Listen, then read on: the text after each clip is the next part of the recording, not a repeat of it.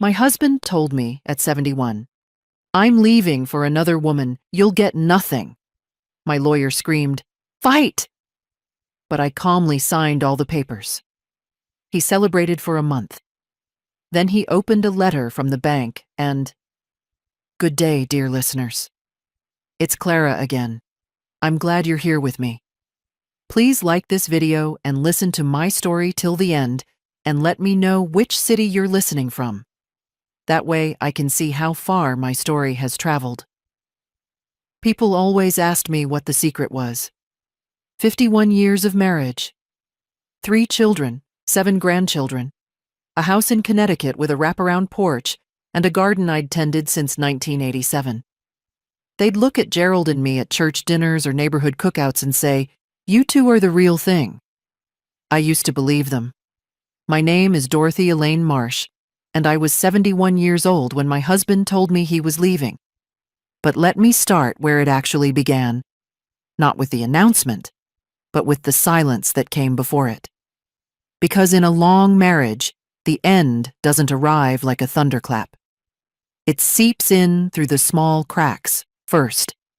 A missed dinner without a phone call. A weekend conference in Hartford that left no hotel receipt on the kitchen counter. Gerald had always been meticulous about receipts. He was an accountant for 32 years, after all. Suddenly, nothing. Just a quiet, practiced carefulness that felt entirely new. I noticed the phone first. He'd never been secretive about it. For decades, that man left his cell on the kitchen table like it was a piece of fruit. Then, one spring morning in March, I walked in while he was texting, and he turned the screen face down in a single smooth motion. It was so quick, so rehearsed, that I knew it hadn't been the first time he'd done it. You don't move like that by accident. I said nothing. That was always my way. I observed before I spoke. My mother called it patience. My daughter Karen called it stubbornness. I called it survival.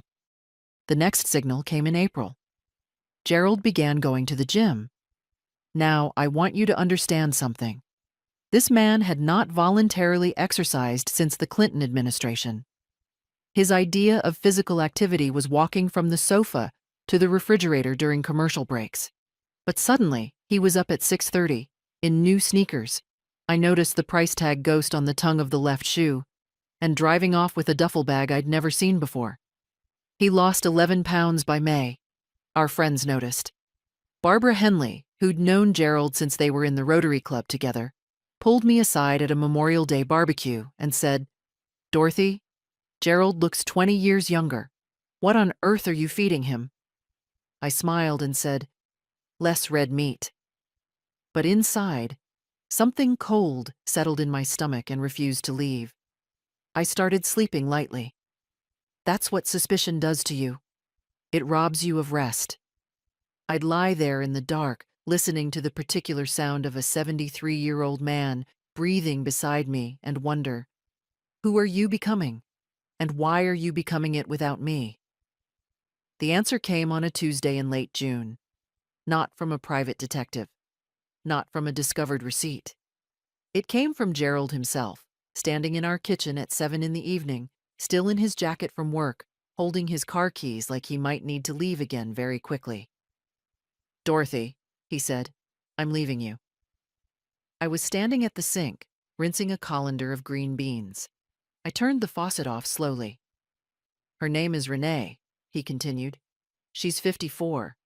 I've known her for 2 years. I'm going to move in with her next month." I set the colander down on the counter. "And before you ask," he said, "and this is the part I will never forget, not for a single day I have left on this earth. I've spoken to a lawyer. Everything is structured. You'll get the minimum the law requires, which, given how we set things up over the years," he almost smiled, "won't be very much. You'll get 0 of what you think you deserve." I looked at him. 51 years, the birth of 3 children, the burial of his mother and mine, Christmases and recessions and a cancer scare in 2009 that I held him through for 6 weeks while he wept into my shoulder at 2 in the morning. All right, I said. He blinked. He'd expected tears, possibly a thrown colander. All right, he repeated. I heard you, Gerald. He left the kitchen. I turned the faucet back on and finished rinsing the beans.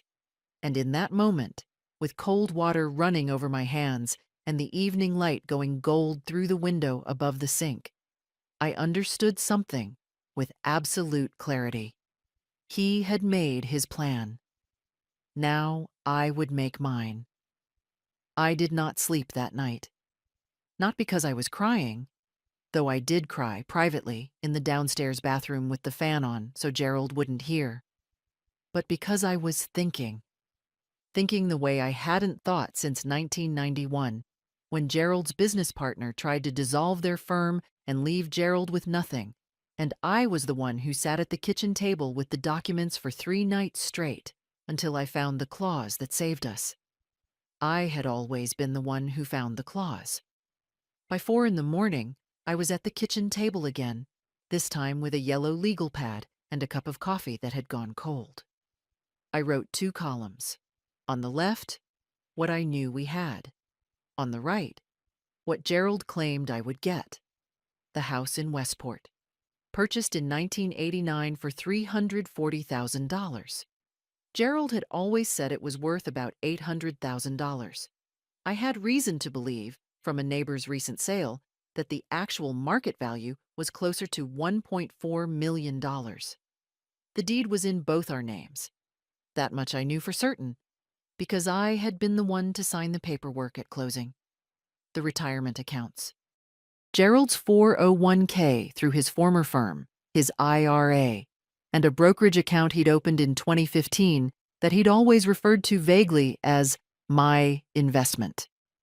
I had been a co-signatory on our joint checking account for decades, but the investment account, I had only seen one statement early on when he'd left it open on the computer by mistake. The balance at that time had been $340,000. The pension, 32 years at Alderman and Cole Accounting. I knew the pension existed. I did not know its precise value, but I knew it was significant because Gerald had once told our son Michael that it was his insurance policy. I wrote all of this down.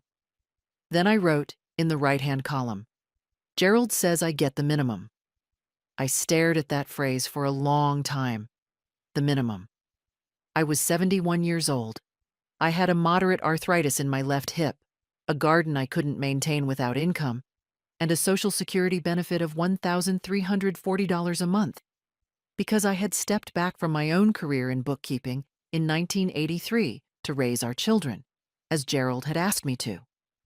The minimum would not cover my property taxes. Fear is a strange thing at 71. It's not the sharp electric fear of youth. It's heavier. It sits in the chest like a stone and makes the future look very small.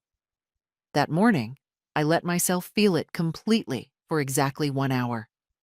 I sat at that kitchen table and I felt every ounce of it. The humiliation, the financial terror, the grief of a marriage that had apparently been ending for 2 years while I tended the garden and made Sunday roasts and genuinely believed we were fine. Then I got up, washed my face, and telephoned my daughter, Karen.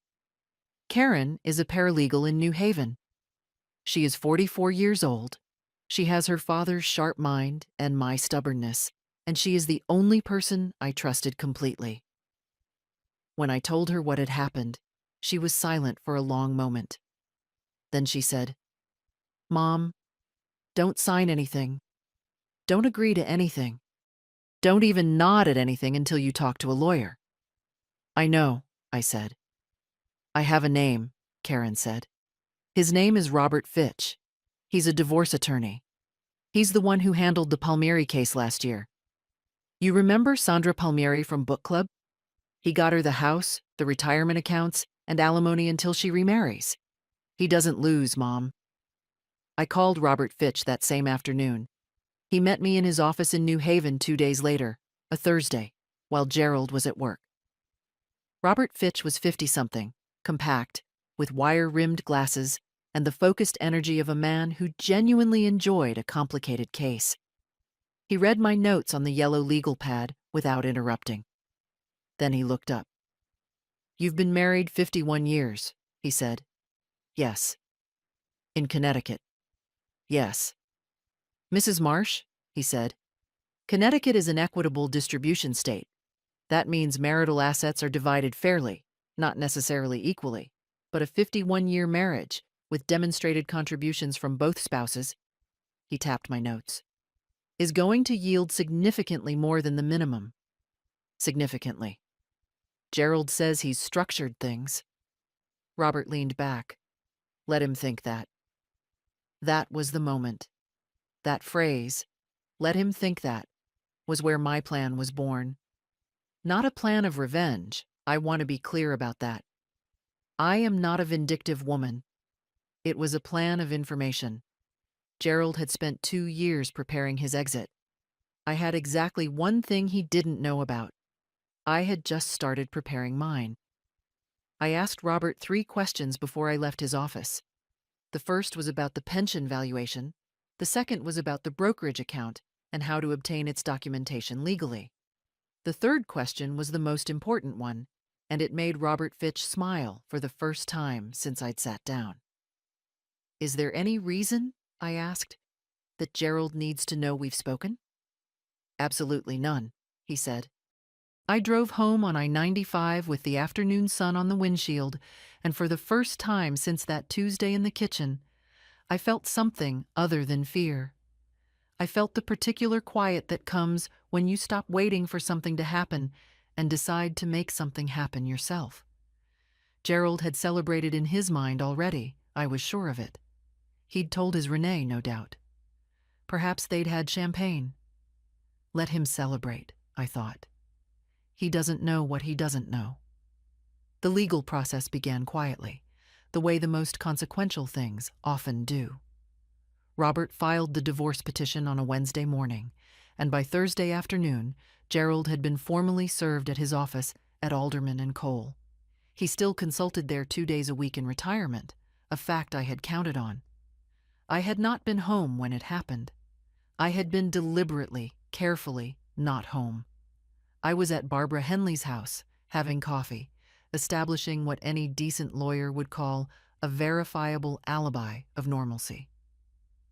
When I returned to the house at 4 o'clock, Gerald's car was already in the driveway, which was unusual. He normally didn't come home before 6. I noticed his briefcase was on the hallway floor instead of on the hook by the door, where he'd kept it for 30 years. Small misplacements. That's what shock does to a man's habits. He was in the kitchen. He looked at me with an expression I had never seen on his face in 51 years. He looked uncertain. Gerald Marsh had always moved through the world with a particular confidence. Not arrogance exactly, but the settled assurance of a man who believed he had accounted for every variable. "You hired Robert Fitch," he said. "Yes," I said. I hung my cardigan on the peg by the door and put my keys on the counter. "Dorothy." "Gerald, I'd prefer if you directed your questions to my attorney." He stared at me, and I understood, in that moment, that he had not expected this. He had expected grief. Compliance. Perhaps a tearful negotiation conducted from a position of emotional weakness. He had not expected Robert Fitch.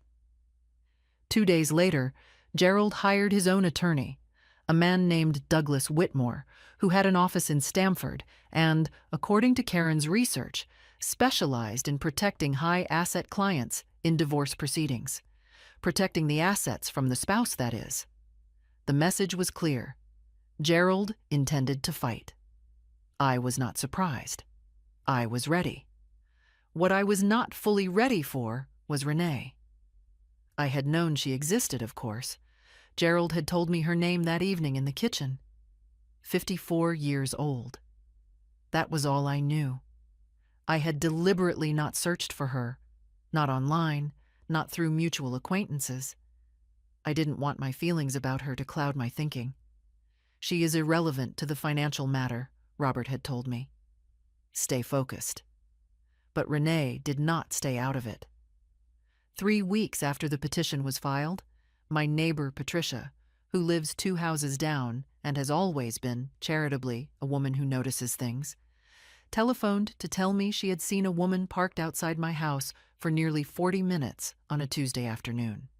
Blonde, a silver Audi, writing something or looking at her phone. Patricia had taken down the plate number out of what she called pure instinct. I took the plate number. I gave it to Robert, who had a contact who could run it through appropriate channels. The car was registered to a Renee Gallagher, age 54, of Fairfield, Connecticut. She had been sitting outside my home. My home. The house where I had raised 3 children, planted 200 tulip bulbs over 30 years, and hung Christmas lights on the porch railing every December since 1990. She had been sitting outside it, watching.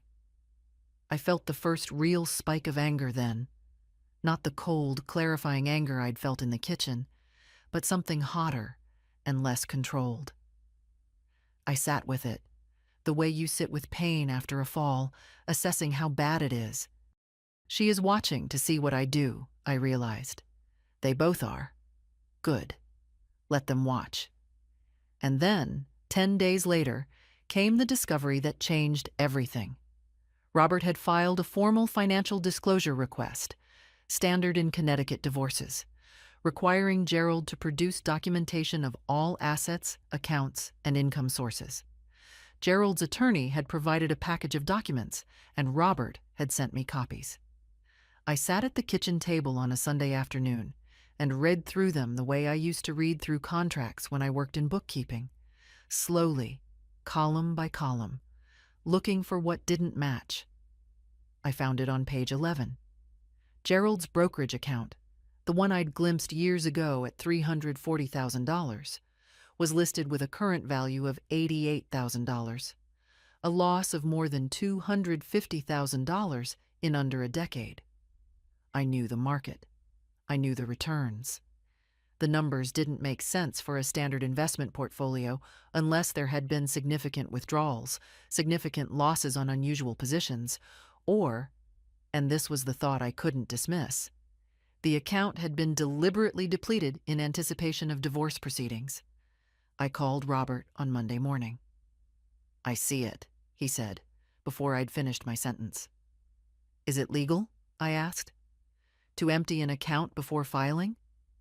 "It's called dissipation of marital assets," Robert said. "And no, Mrs. Marsh, it is very much not legal." His voice had taken on a particular quality I was beginning to recognize, the quiet excitement of a lawyer who has just found exactly what he needed. "I'm filing for a forensic accounting." I set the phone down on the kitchen table and looked out the window at my garden. The roses I had planted in 2004 were coming into bloom. The June light was long and golden. So, I thought, he had been planning this even longer than I knew. The point of no return had been crossed, not by me, but by Gerald years before, in the privacy of a brokerage account he thought I would never examine closely. He had underestimated me then. He was still underestimating me now. That was his most expensive mistake. The forensic accountant Robert hired was a woman named Dr. Susan Pratt, and she was, in Karen's admiring words, a bloodhound in a blazer. She had testified in 47 divorce cases and, according to her own CV, had never once failed to locate assets that were being obscured.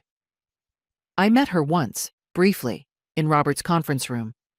She had the polite, focused manner of someone who finds dishonesty deeply offensive on a professional level. I liked her immediately. Dr. Pratt worked for 3 weeks. Gerald and his attorney, Douglas Whitmore, were legally required to cooperate with her requests. They did so, but with the calculated slowness of people who believe that delay is a strategy. Documents arrived in pieces. Deadlines were met at the last possible hour. Whitmore sent Robert 2 letters complaining that the scope of inquiry was harassing and disproportionate. Robert responded to each letter with a single polite paragraph and continued exactly as before. I watched all of this from the house in Westport, which Gerald had moved out of in early July. He was living with Renee in Fairfield now. I knew the address because it was listed in the court filings. The house had a sudden, echoey quality without him in it. 51 years is a long time to share space with someone. Their absence has a sound. I kept busy. I documented. I photographed every room in the house for appraisal purposes, as Robert had requested. I organized 30 years of tax returns that I had kept in a filing cabinet in the basement, the kind of careful record-keeping that Gerald had always mocked slightly as Dorothy's Paper Museum. That paper museum, as it turned out, contained evidence of income patterns, asset acquisitions, and contribution histories that Dr. Pratt found extremely useful. And then, on a Thursday in late August, Gerald showed up at the house unannounced. He was not alone. His sister, Maureen, was with him. Maureen is 70 years old and has always believed that Gerald can do no fundamental wrong, a faith she has maintained through considerable evidence to the contrary. They stood in my doorway, and Gerald said they needed to talk. I let them in because I am not rude. We sat in the living room. Maureen positioned herself beside Gerald on the sofa like a second-chair attorney. Gerald began with what he clearly believed was a reasonable proposition.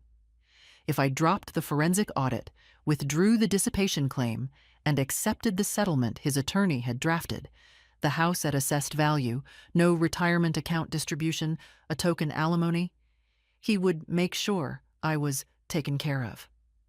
Taken care of, I repeated. Financially supported, he said. I'm not a monster, Dorothy. No one said you were. Then be reasonable. Maureen leaned forward. Dorothy, you're dragging this out and it's hurting everyone. Think about the children. Michael and Karen have had to take sides. This isn't fair to them. Karen chose her side, I said. I didn't ask her to.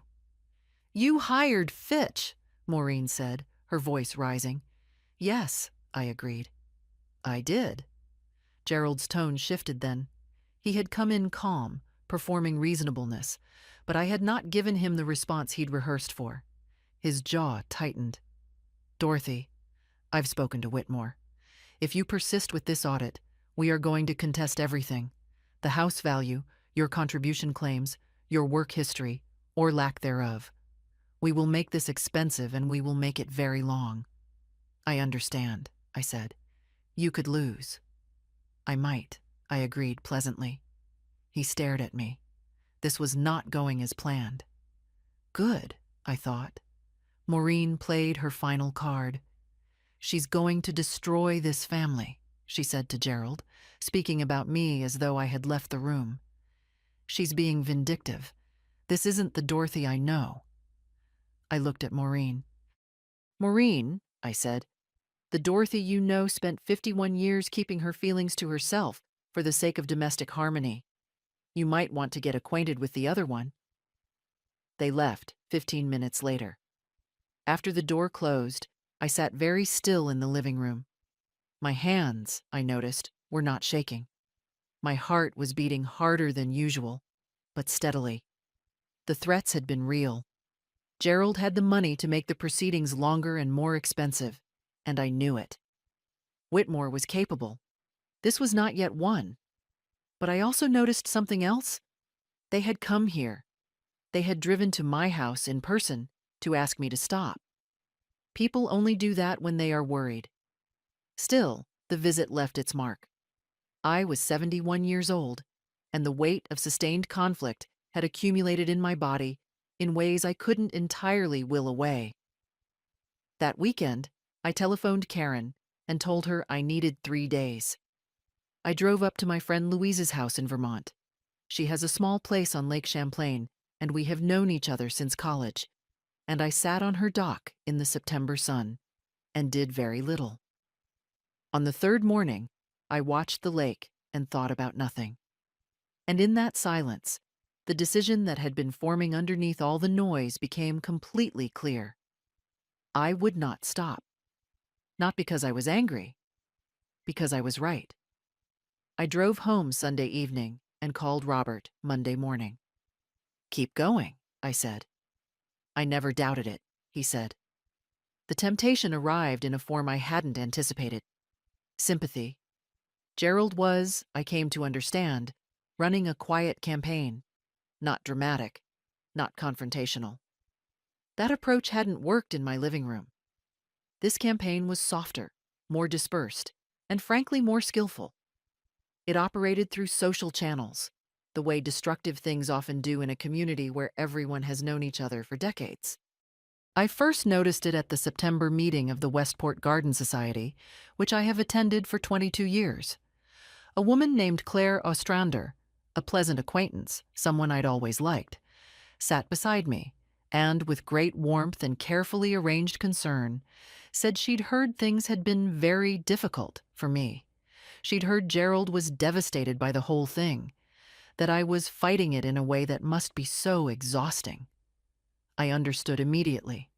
Fighting it was a phrase Gerald would use. Specifically, Gerald. I'm not fighting anything, Claire, I said pleasantly. I'm simply participating in a legal process. She nodded with the expression of someone who was delivering a message and found its reception disappointing. At church the following Sunday, Gerald's friend, Hugh Pemberton, shook my hand after the service and said he hoped things would settle down soon. He used the word settle with an emphasis that felt slightly pointed. Gerald and Hugh had golfed together for 15 years. I thanked him and moved on. They were trying a different kind of pressure, I thought. Not threats this time. Social weight. The gentle, suffocating pressure of community consensus. Be reasonable, be quiet, accept the offered terms, preserve the peace. I was 71 years old and a widow in waiting, and the implied message was that difficult women of a certain age create their own isolation. I made myself tea that evening and sat with the feeling. Was I being tempted? Honestly, yes, a little. Not by the terms. I had no intention of accepting Gerald's settlement. But by the ease of it. The simplicity of surrender. The idea of all of this being over, the house quiet. No more legal correspondence on the hall table. No more depositions. I am not going to pretend the thought had no appeal. I let myself sit with it for exactly as long as it deserved. Then I thought about the brokerage account.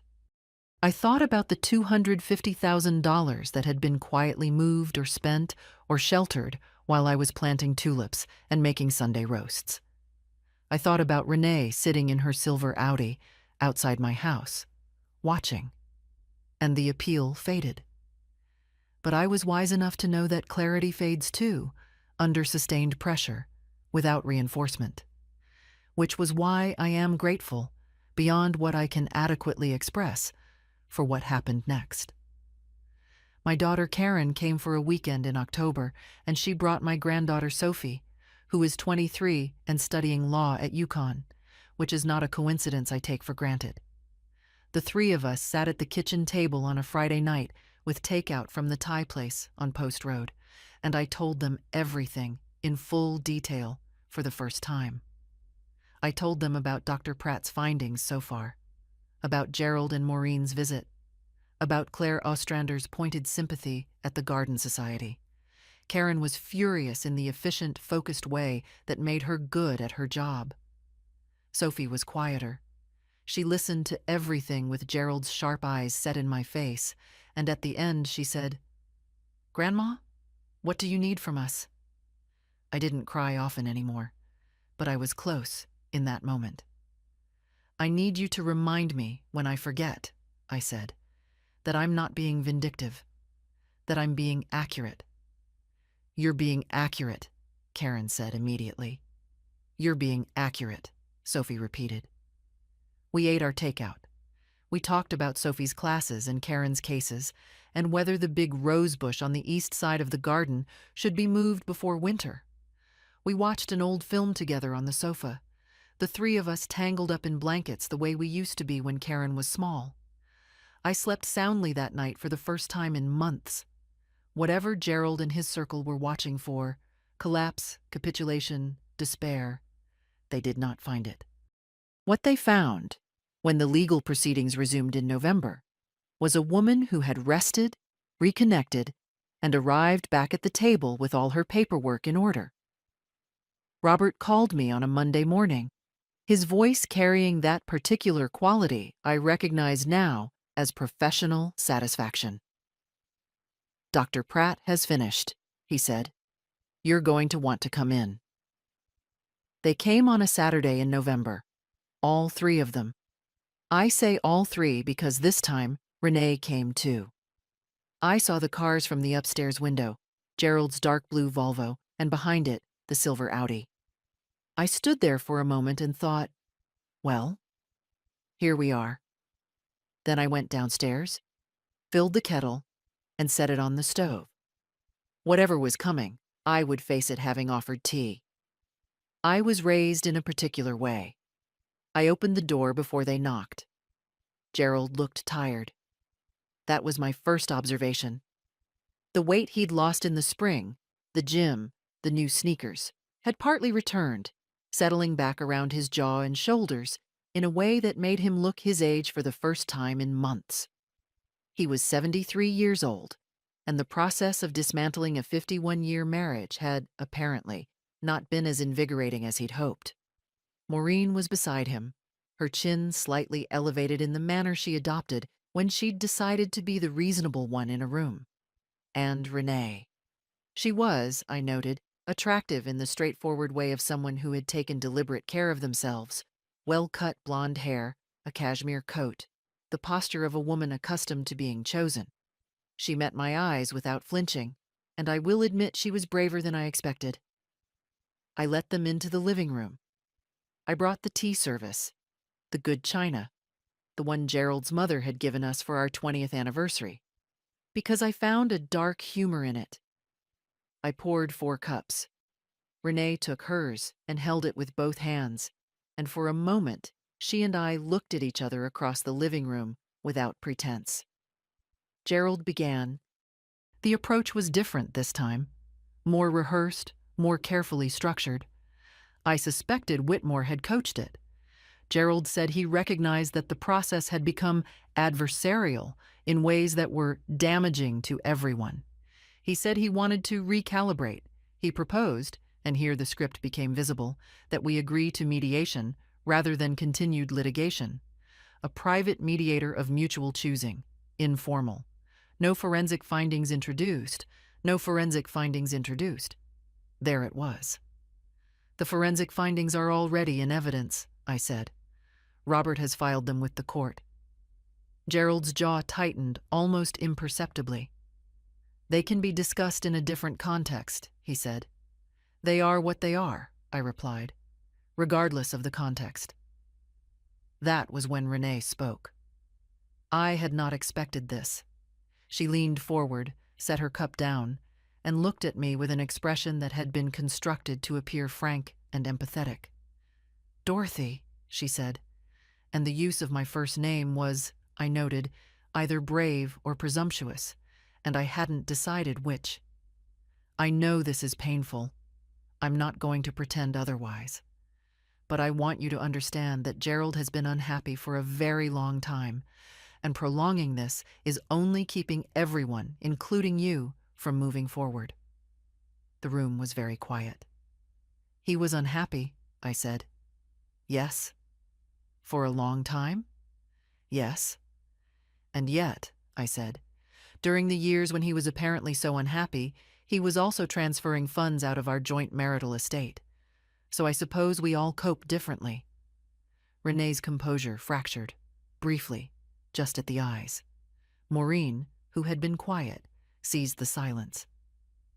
"Dorothy, if you continue this, you are going to destroy Gerald's retirement security. You will take everything he worked for. Is that really the kind of person you want to be at this stage of your life? Is that really the kind of person you want to be?" The sentence was constructed to land like a moral judgment, and I felt it land. I will not pretend I didn't. There is something in a woman of my generation that responds to that particular accusation.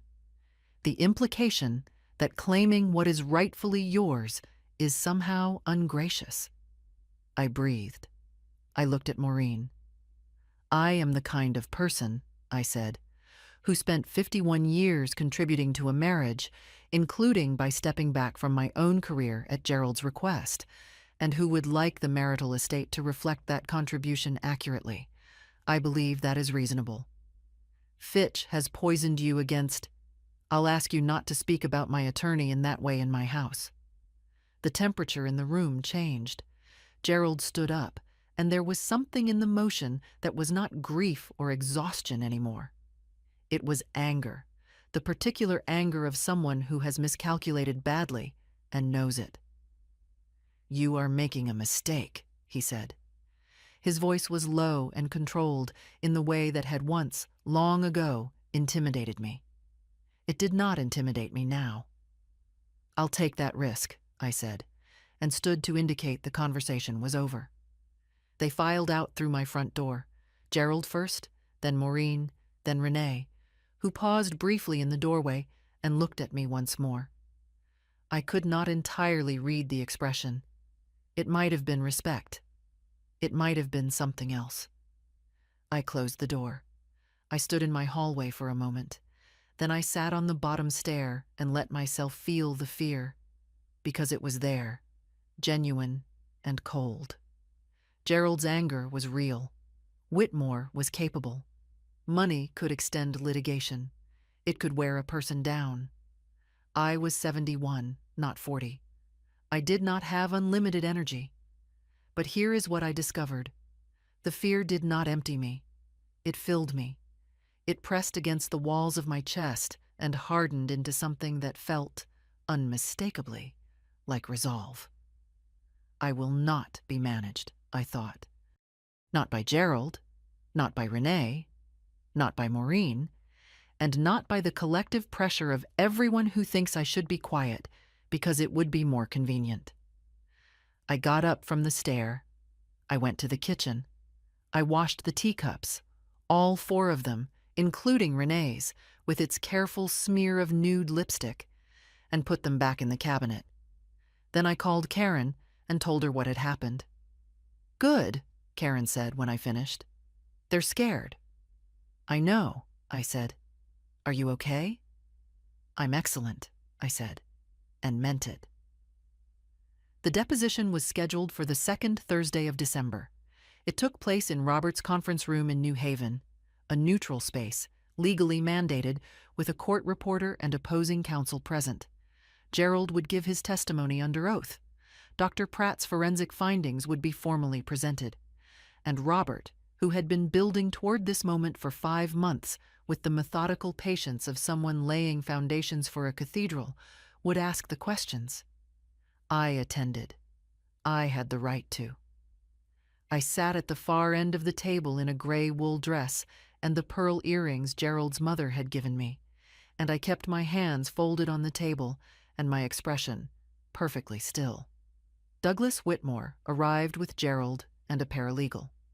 He was exactly as I'd imagined from his letters, large-framed, silver-haired, with the settled confidence of someone who had won many rooms through sheer presence alone.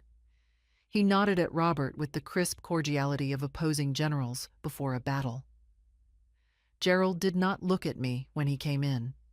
He sat at the opposite end of the table and arranged his papers with excessive precision. Robert began quietly. Background questions.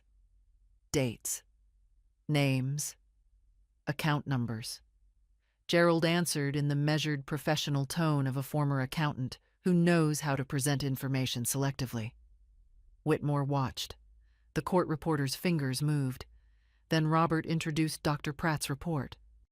The brokerage account, the $340,000 that had become $88,000, was the centerpiece. Dr. Pratt's analysis had traced the withdrawals across 4 years, 2019, 2020, 2021, and 2022. Not losses. Withdrawals. Systematic, quarterly withdrawals, transferred in varying amounts to a second account that Gerald had not disclosed in his initial financial documentation. "Mr. Marsh," Robert said, "were you aware that marital assets transferred without spousal knowledge or consent may constitute dissipation under Connecticut law?" Gerald looked at Whitmore. "You may answer," Whitmore said carefully. "I managed my own account," Gerald said. "The account was opened during the marriage?" "Yes." "With funds that accumulated during the marriage?" A pause. "Yes." "And the funds transferred out of that account between 2019 and 2022, totaling, per Dr. Pratt's analysis, $264,000. Where were those funds transferred to?" Gerald's jaw moved. "Various places." "Could you be more specific?" "I'd need to look at records." "Mr. Marsh, you've had 60 days to prepare those records." Whitmore interjected smoothly. "My client is indicating he doesn't have that information immediately at hand." "Then perhaps," Robert said, turning a page, "you can explain the account in the name of GRM Holdings, LLC, opened in Delaware in 2018, with a registered agent address in Fairfield, Connecticut." The room changed. I felt it. A subtle shift in air pressure, the particular stillness that descends when something has been said that cannot be unsaid. Gerald's face did not collapse. He was too controlled for that. But something drained out of it. The professional composure remained like a shell, but behind the eyes, I knew that face. Something scrambled. "I'm not familiar," he began.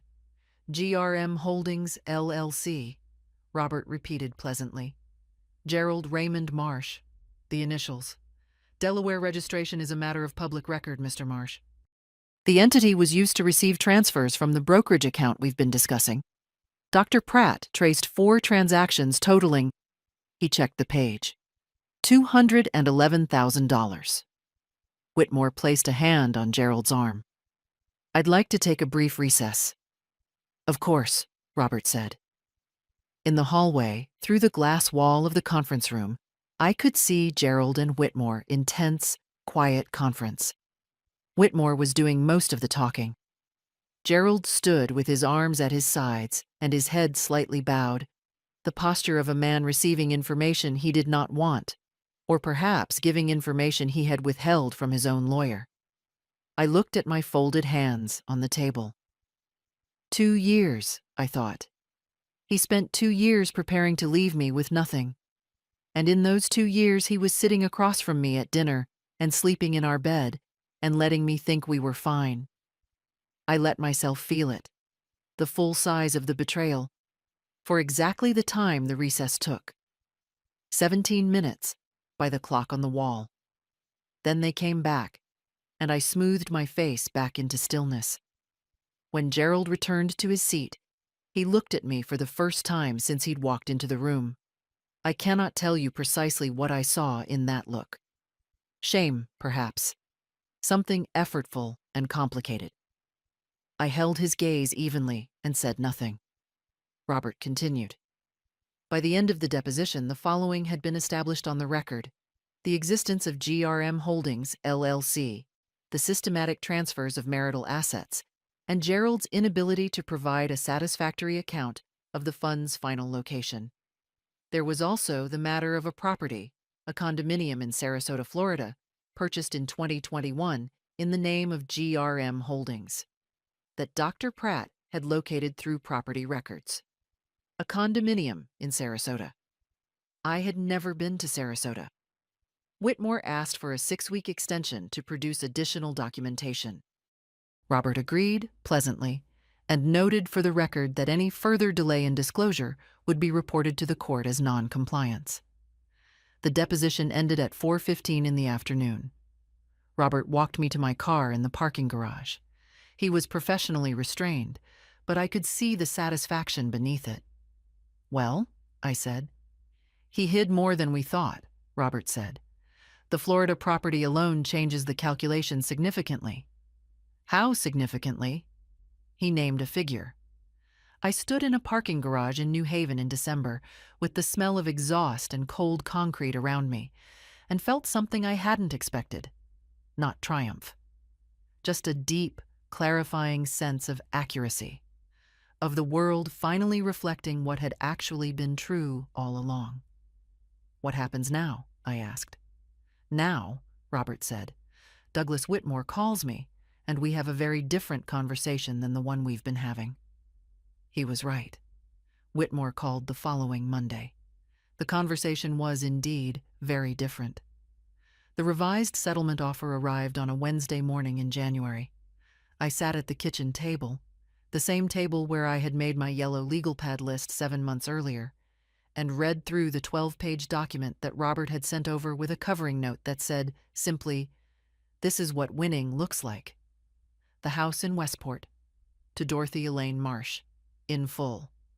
Market value assessed at $1.38 million. Gerald's 401k and IRA, divided per the qualified domestic relations order. Dorothy's share, 62%, reflecting her longer contribution period and the years she had forfeited her own retirement contributions to manage the household. The calculation was Dr. Pratt's, and it was precise. The pension from Alderman and Cole, divided per the QDRO. Dorothy's share, 50% of the accrued benefit, monthly payment beginning at Gerald's pensionable age. The GRM Holdings, LC, the shell company, the condominium in Sarasota, the funds contained therein, all declared marital assets by the court's preliminary ruling. Gerald was ordered to liquidate the LLC and the property, with Dorothy receiving 70% of the net proceeds as a dissipation penalty, per Connecticut case law. Alimony, $3,800 per month for 10 years, reflecting the disparity in their respective Social Security benefits and the career interruption Dorothy had incurred at Gerald's request in 1983. All attorney fees, paid by Gerald. All forensic accounting fees, paid by Gerald. I read it twice. Then I called Robert. "Is this enforceable?" I asked. "Every line," he said. Gerald signed it. Whitmore advised him to, once the Florida property was in evidence. Fighting it would have cost him more than settling, and the court's preliminary ruling on dissipation made the outcome of a trial fairly predictable. He agreed to all of it? He didn't have a great deal of choice, Mrs. Marsh.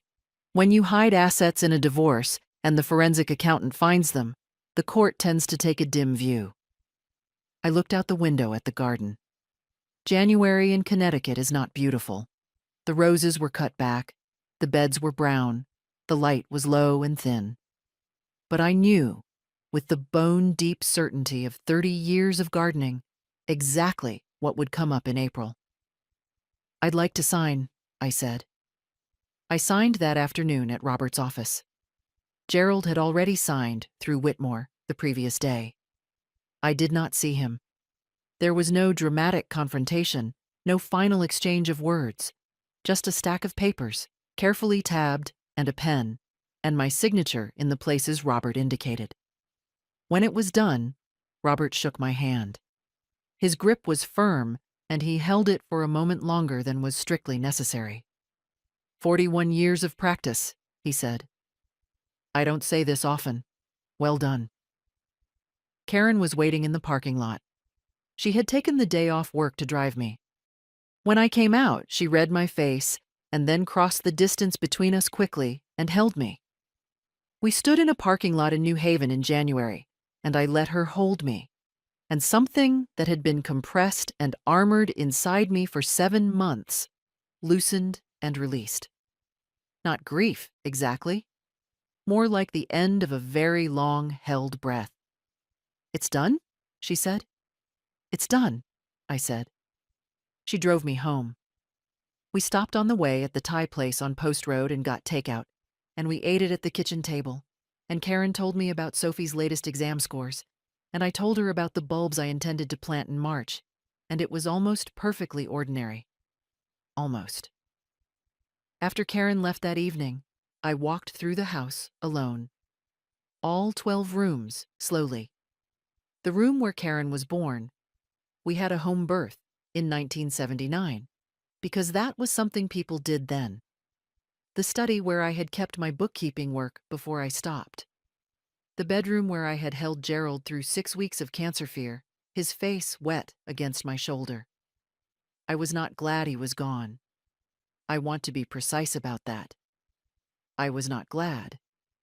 I was something more complicated. I was clear. I could see the shape of my life going forward without the distortion that panic and injustice create. The house was mine. My garden was mine. My resources were mine. I was 71 years old, and I was, for the first time in many years, in complete possession of my own life. Later that week, I received a letter from Gerald, handwritten, which surprised me. It was not an apology exactly. It was something more like an acknowledgement. 4 short paragraphs. He said he had not expected the proceedings to go as they had. He said he recognized that he had handled things poorly. He said he hoped, in time, things would be civil between us for the sake of the children. I read it twice.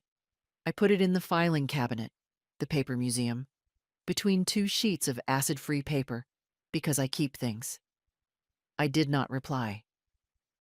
There was nothing left to say that hadn't been said, precisely and officially, in the settlement documents.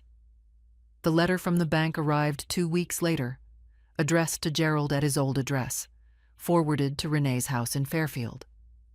I know this because Karen told me Gerald had called Michael in a state of considerable distress. The letter was from the bank that held the mortgage on the Sarasota condominium. GRM Holdings, LLC, having been ordered to liquidate, had ceased its mortgage payments. The bank was initiating foreclosure proceedings. Gerald would need to manage the sale, at a loss, in a hurried timeline, and produce the net proceeds for distribution per the court order. He had celebrated, I was told, for a month after our kitchen conversation. He'd gone out to dinner with Renee, opened champagne, told his friends the matter was settled. Then he opened the letter from the bank. What goes around, my mother used to say, goes around completely. Spring came to Westport, as it always did, without asking anyone's permission. By March, I had planted 230 tulip bulbs, a personal record, and hired a young landscaper named Theo to help me with the east garden bed that had always been too heavy for one person to manage. Theo was 22 and knew almost nothing about perennials, but he was willing to learn, and he showed up on time, which in my experience covers a great deal. I refinanced the house, as Robert had recommended, establishing a clean financial structure going forward. My monthly income, between alimony, Gerald's pension share, my Social Security, and a small amount from the investment account, was more than I had ever, during the marriage, controlled independently. It was a quietly exhilarating thing to sit down with my budget at the kitchen table and find that the numbers made sense, that there was room, that I could simply book a flight to see my college friend Louise in person rather than spending 2 hours on the phone because a plane ticket seemed extravagant. I booked the flight. I also returned, for the first time in 39 years, to bookkeeping. Not full-time. 2 clients, small businesses in Westport, who needed quarterly help with their accounts. I charged a fair rate and found, to my considerable surprise and pleasure, that I was still good at it. Numbers had not changed. The logic of them was the same. My brain, which Gerald had occasionally implied was suited to domestic management, but perhaps not much more, turned out to be entirely capable of professional work at 71. Sophie, who visited in April for spring break, sat at the kitchen table doing her law school readings while I worked on a client's quarterly accounts, and we worked in companionable silence. At one point she looked up and said, "Grandma, you look different than you did last year." "Different how?" I asked. She thought about it. "Settled," she said. "Like you're in the right place." "I think I am," I said. The Garden Society welcomed me back warmly, or most of it did. Claire Ostrander remained slightly awkward in my presence, the residue of that pointed conversation in September. I did not hold it against her. She was not a bad person. She had simply chosen the side she thought would win. Barbara Henley, who had known us both for 30 years, took me to lunch in April and told me, over salads at the restaurant on the harbor, that she was glad it had worked out. I never believed the version he was telling, she said. What version was that? I asked. That you'd become cold, difficult, that he'd been unhappy for years because of your attitude. She waved a hand. Gerald needs a narrative. He always did. You just never needed to control it.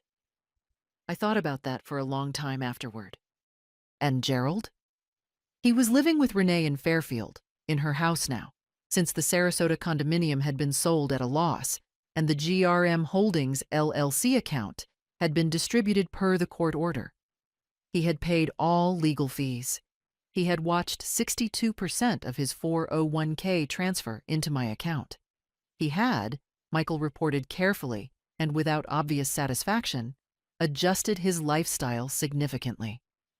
Renee was not pleased with the lifestyle adjustment. There had been arguments, I heard through Karen. Renee had not entirely understood the financial scope of the settlement when she and Gerald had celebrated with champagne.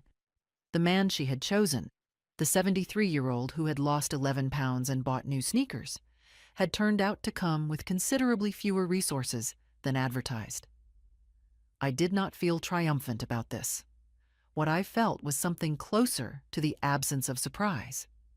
Gerald had always told the version of things that served him best. He had simply, this time, encountered a situation that did not bend to the telling. Maureen sent me a Christmas card that year. It contained no note, just her signature. I found this more interesting than any letter would have been. By the following spring, the second spring since that Tuesday in the kitchen, I had repainted the front porch, taken a watercolor class at the Community Arts Center, completed my first tax season as a practicing bookkeeper in 4 decades, and driven up to Vermont to see Louise twice. I also began, at Sophie's urging, writing down some of what had happened. Not for publication, just for myself. For clarity.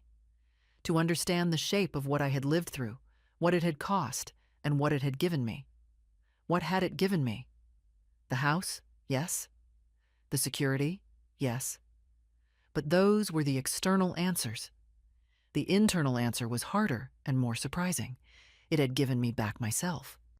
The self that had been patient for 51 years, and observant, and careful, and had kept everything in a filing cabinet just in case, and had known, on that Tuesday evening in the kitchen, with cold water running over her hands, exactly what kind of woman she intended to be.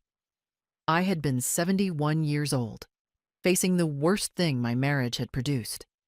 I had been completely, quietly ready. Here is what I learned. Know your own finances. Keep your records. Never sign anything in shock. And here is what I want to ask you, sincerely. If it had been you in that kitchen, what would you have done? Leave a comment. I read everyone.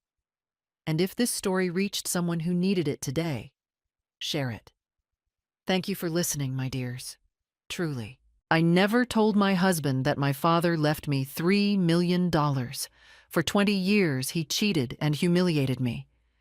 When he filed for divorce, I did this. His lawyer walked out of the courtroom. What happened next? Good day, dear listeners. It's Clara again. I'm glad you're here with me.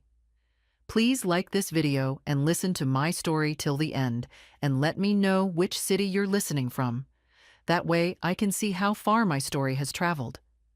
People always say that happy marriages look the same from the inside and the outside. I used to believe that. For a long time. Too long, I chose to believe it. My name is Margaret Callahan. Most people called me Peggy. I was 63 years old when my husband of 20 years handed me a manila envelope across the kitchen table, slid it toward me like he was passing the salt, and said, "I think it's time we went our separate ways." That was it.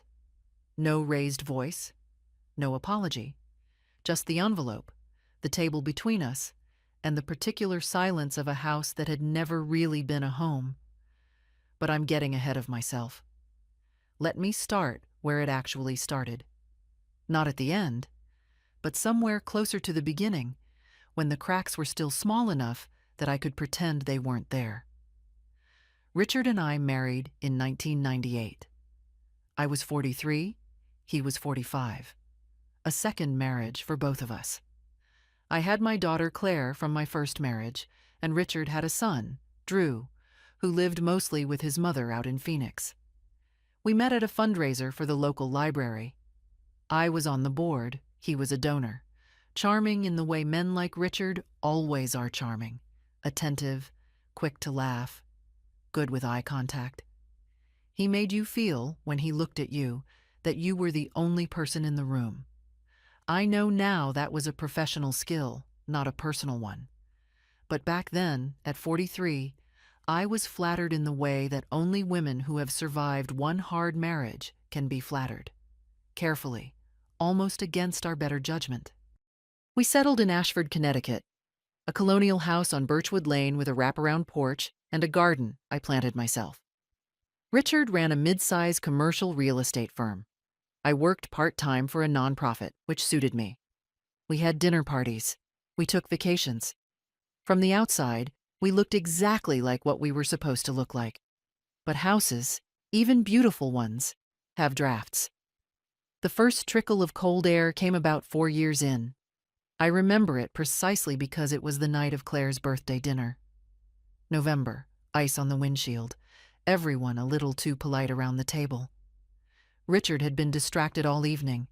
His phone buzzed twice, and both times he excused himself to the hallway. When he came back, his expression had been reset, like a screen wiped clean. I noticed. I filed it away. I told myself it was work. That is the particular cruelty of a slow betrayal. It teaches you to dismiss your own instincts. Over the next few years, the signals accumulated.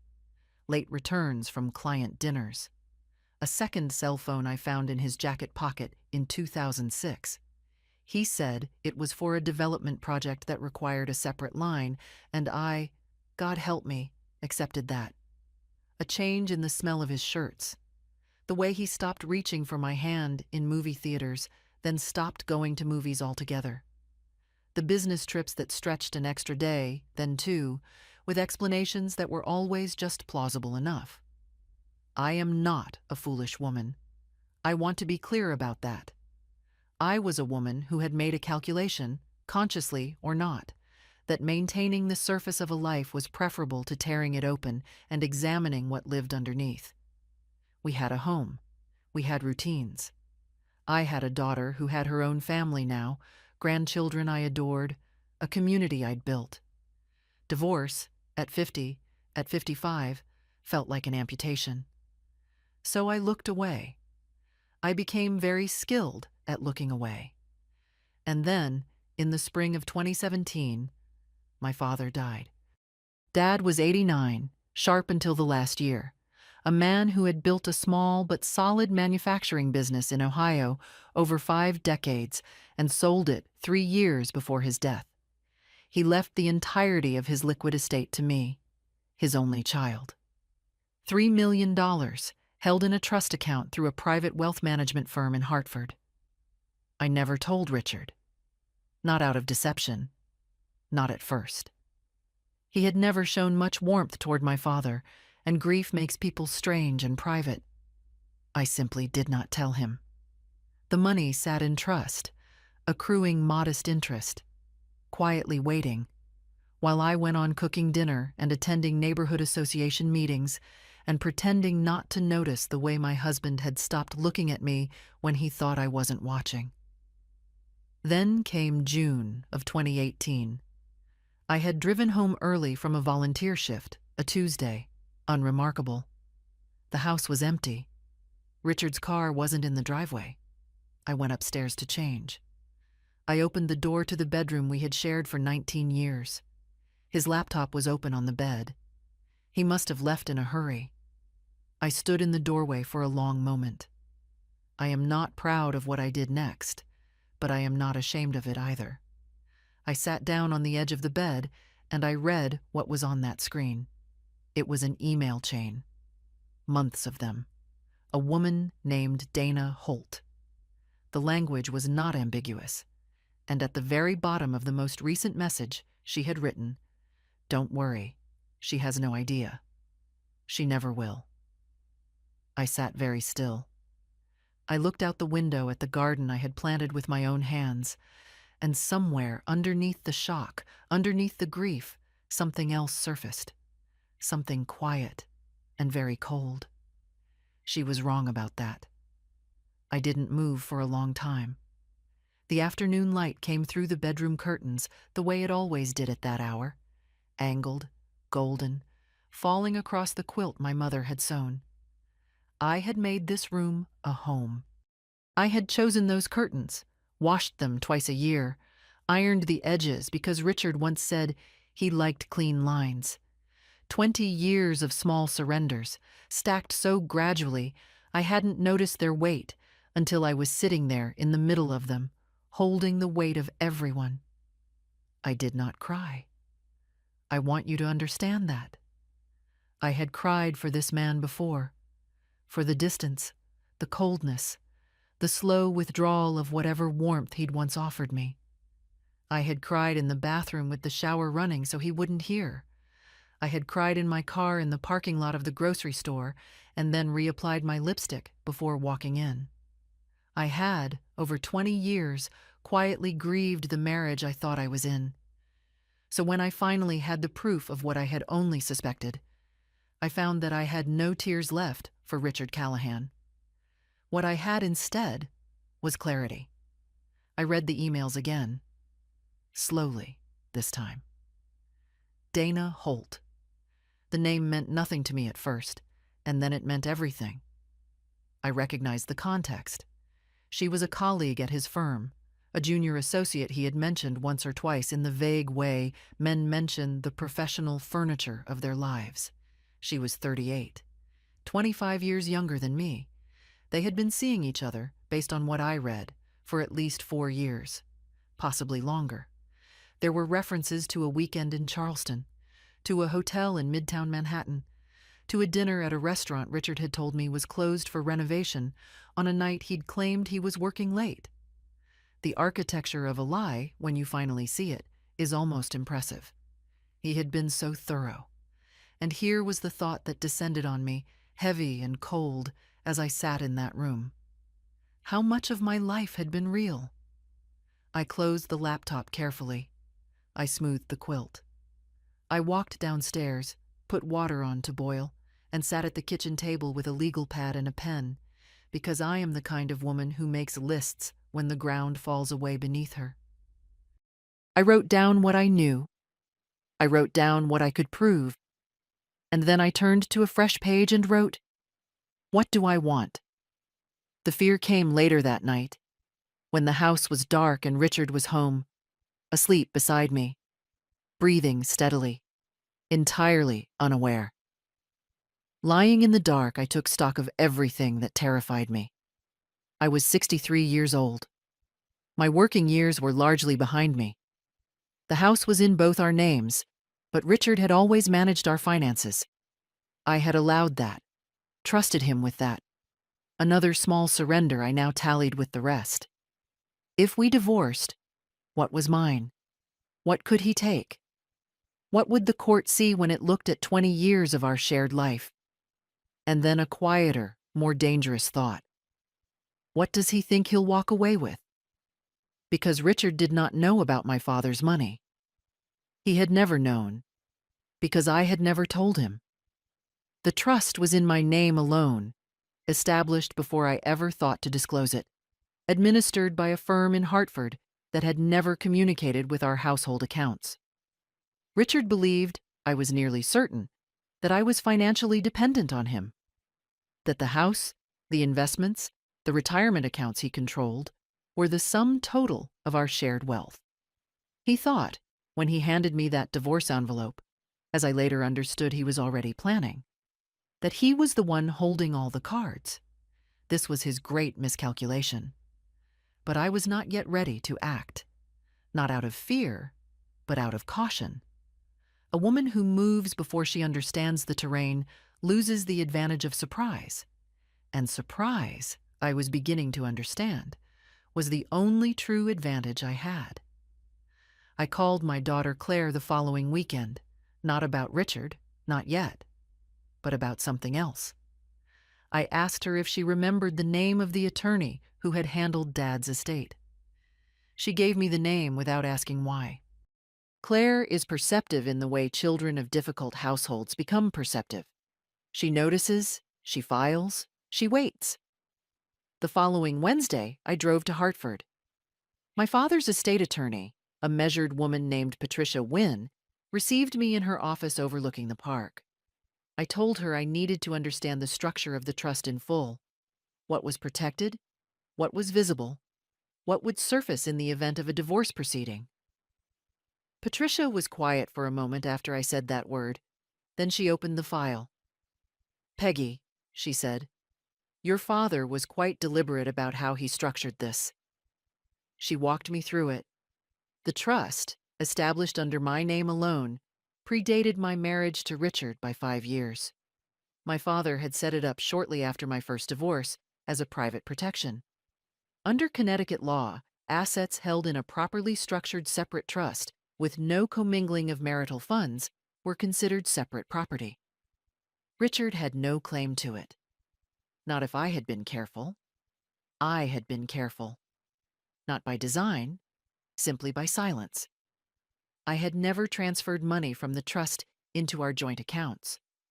I had never used it to pay household expenses. It had sat, quietly, in Hartford, entirely outside the architecture of my marriage. Patricia looked at me steadily. "Do you want to speak to a family law attorney?" "Yes," I said. "I'd like a recommendation for the best one in the state." I drove home through the late afternoon, the familiar roads of Connecticut unreeling before me. I passed the library where Richard and I had first met. I passed the coffee shop where I'd spent Tuesday mornings for 15 years. I thought about the woman who had written, "She has no idea. She never will." I thought about the legal pad on my kitchen table and the list I had begun. By the time I pulled into the driveway on Birchwood Lane, the first shape of a plan had formed. Patricia Wynne recommended a woman named Helen Marsh.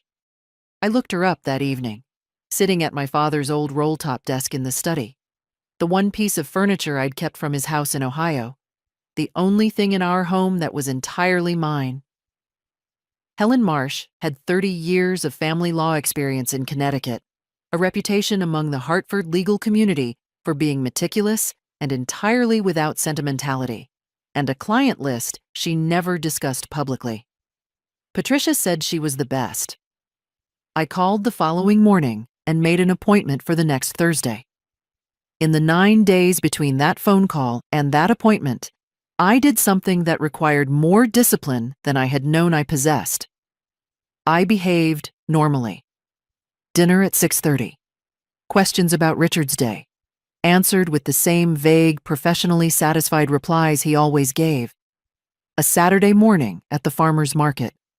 A Sunday watching football with the sound too loud in the living room while I read in the kitchen. I smiled when smiling was called for. I slept beside him every night and stared at the ceiling and thought about Patricia Wynne's office overlooking the park and the word separate property and the particular expression on Richard's face when he thought no one was watching. Something between calculation and contentment. The look of a man who believed he had managed everything well. Did he suspect anything? I don't think so. Men like Richard rely on a foundational assumption that the women they have underestimated will continue to be exactly as small as the space they've been assigned. I had occupied that space quietly for 20 years. Why would Thursday be different? Helen Marsh's office was on the 14th floor of a building in downtown Hartford. She was a small woman, late 50s, with close-cropped silver hair and reading glasses she wore, pushed up on her forehead like a second set of eyes. She shook my hand, gestured to the chair across from her desk, and said, "Tell me everything, and don't leave anything out because you think it doesn't matter. It all matters." So I did. For an hour and 40 minutes, I told Helen Marsh about 20 years of marriage to Richard Callahan. I told her about the second phone, about the business trips, about Dana Holt and the emails I had read on his laptop, about my father's trust and Patricia Wynne and the structure that had, entirely by chance, kept $3 million invisible to my husband for the past year. Helen listened without interrupting. She took notes in a small, precise handwriting. When I finished, she was quiet for a moment. "The trust is your strongest asset," she said, "legally and strategically. But we need documentation of the infidelity, not because Connecticut requires fault for divorce, but because behavior during the marriage can affect the court's view of equitable distribution. Specifically, if marital funds were used to finance the affair, hotel stays, travel, gifts, that constitutes dissipation of marital assets, and we can seek reimbursement." I thought about Charleston, about Midtown Manhattan, about a restaurant renovation that had apparently never happened. "How do I document it?" "Carefully," she said. "We hire an investigator, someone who knows what constitutes admissible evidence in this state. You don't confront, you don't accuse. You don't alter your behavior in any way that puts him on notice. You continue exactly as you have been." She looked at me over those reading glasses. "Can you do that?" "I've been doing it for 20 years, I said. Something shifted slightly in her expression. Not pity, exactly. Recognition, perhaps. The investigator was a man named Carl Briggs, recommended by Helen's office, a former insurance investigator who had spent 15 years doing domestic casework in Connecticut and Western Massachusetts. We met once, briefly, in a coffee shop in Wethersfield. He had a quiet, forgettable face, which I imagined was professionally useful. He asked me for Richard's schedule, his car, his usual routes. I gave him everything I knew. 3 weeks later, Carl called me on my personal cell, a prepaid phone I had purchased in cash at a drugstore in Meriden on Helen's advice. "Mrs. Callahan," he said, "I have what you need." We met again, the same coffee shop. He set a brown envelope on the table between us. Inside, photographs. A parking garage in Stamford. Tuesday evening, Richard's car beside a silver Audi registered to Dana Holt. A hotel lobby, the Marriott in Stamford. Richard and Dana entering together, her hand on his arm, his face turned slightly away from the cameras, but identifiable. A receipt, obtained through methods Carl didn't elaborate on, for room 714, charged to a credit card in Richard's name. I looked at the photographs for a long time. There is a particular quality to the moment when a thing you have known for years becomes a thing you can prove. It is not relief. It is not satisfaction. It is something more final than either of those.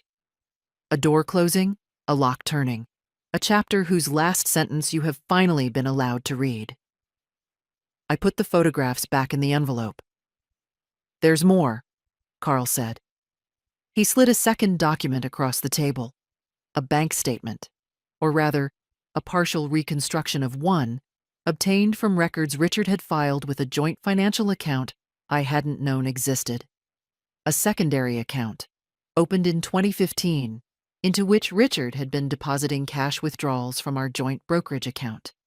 Small amounts, irregular intervals, but over 3 years, totaling nearly $40,000. $40,000 of our money used to finance a life I wasn't supposed to know about. I folded the document and placed it in my bag beside the photographs. On the drive home, I took the long way, past the library, past the coffee shop, down Birchwood Lane. I parked in the driveway and sat for a moment before going inside. Richard's car was already there. Through the kitchen window, I could see the glow of the television. I thought about Dana Holt's words. She has no idea. She never will. I picked up my bag. I went inside. I said hello. I made dinner. And I called Helen Marsh from the prepaid phone that night. From the garden, in the dark, standing next to the roses I had planted the first year we moved in. "We have enough," I told her. "Yes," she said. "We do. Are you ready to file?" The roses smelled the same as they always had. The dark was quiet around me. "Yes," I said. Helen filed the petition on a Monday morning in October. By 2 o'clock that afternoon, the sheriff's office had served Richard at his firm's office in Glastonbury. I know this because Helen's paralegal confirmed it. I was, at that precise moment, sitting in the garden at Birchwood Lane with a cup of tea, watching the last of the season's roses, and I felt... what? Not triumph. Something quieter. The particular calm of a decision made and enacted, beyond recall. Richard came home at 4. I had expected anger. What I got instead was something colder. A man recalibrating. He stood in the kitchen doorway in his overcoat, the papers in his hand, and looked at me with an expression I had never seen before, or perhaps one I had never allowed myself to see. Reassessment. The look of someone who has just realized the board has more pieces on it than he counted. "You have an attorney," he said. "Yes." "Helen Marsh?" "Yes." He was quiet for a moment. That was fast. "I've been thinking about it for a while," I said. He sat down across from me. He didn't take off his coat. "Peggy, we can handle this like adults.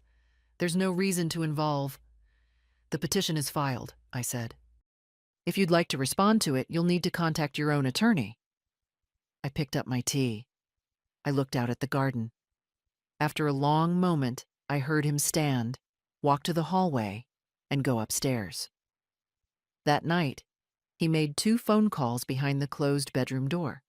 I did not try to listen. I didn't need to.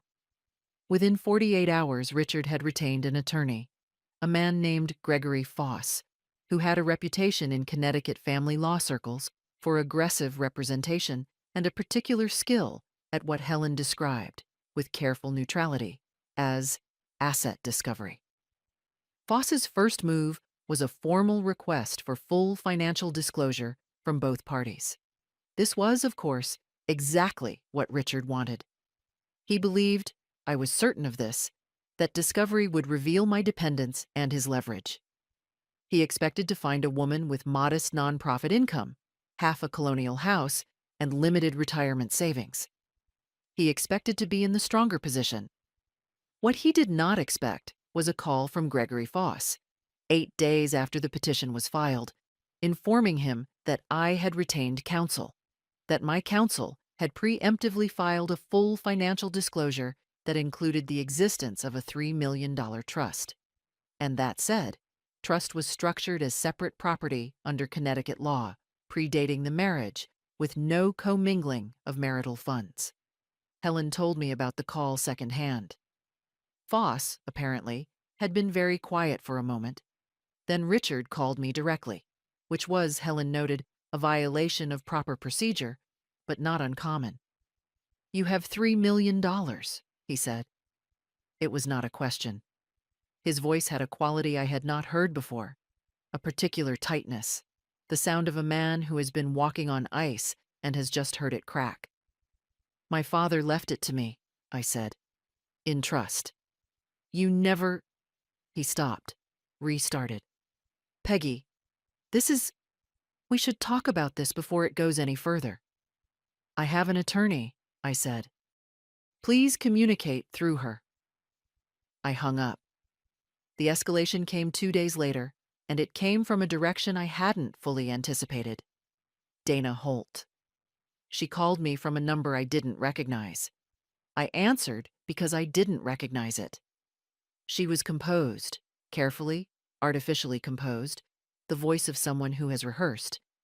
And she told me that she and Richard were serious, that this divorce was going to happen regardless, and that if I made things difficult, she had information about me, about my father's finances, about my relationship with my daughter, that she would not hesitate to bring forward. I was sitting in my car in the parking lot of a grocery store, the same parking lot where I had once cried and reapplied my lipstick and gone inside to buy milk. "What information?" I said. She paused. "I've been talking to Drew," she said. "Drew, Richard's son. He has a very different view of who you are as a person, Peggy." "Dana," I said, "let me be very clear. If you contact me again, I will provide my attorney with the recording of this conversation. I had, on Helen's advice, enabled automatic call recording on my cell phone 3 weeks earlier. And it will become part of the file. If you have information you believe is relevant to these proceedings, you are welcome to submit it through proper legal channels." She hung up. I sat in the parking lot for a moment. My hands were steady on the steering wheel. Was I frightened? Yes, a little. Not of Dana Holt, but of the shapelessness of the threat, of not knowing exactly what Richard had told her, or what Drew might say, of the way an ugly divorce can draw in people at the edges of a life and weaponize them. But fear, I had learned, was not the same as danger. And Dana Holt had just handed me something useful. I called Helen. She listened to the recording. She was quiet for a moment. "That," she said, "was a mistake on her part."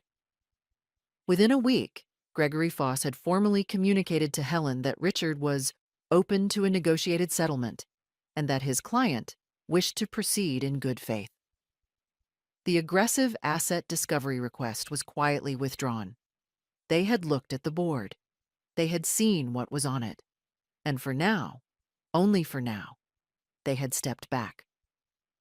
That weekend, I drove to Claire's house in Simsbury. She had 2 children, 8 and 10, who immediately demanded I play board games with them, which I did, for 2 hours, on the living room floor. Claire made soup.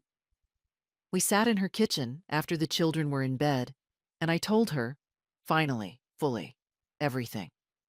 She cried. I didn't. I held her hand and let her cry for both of us.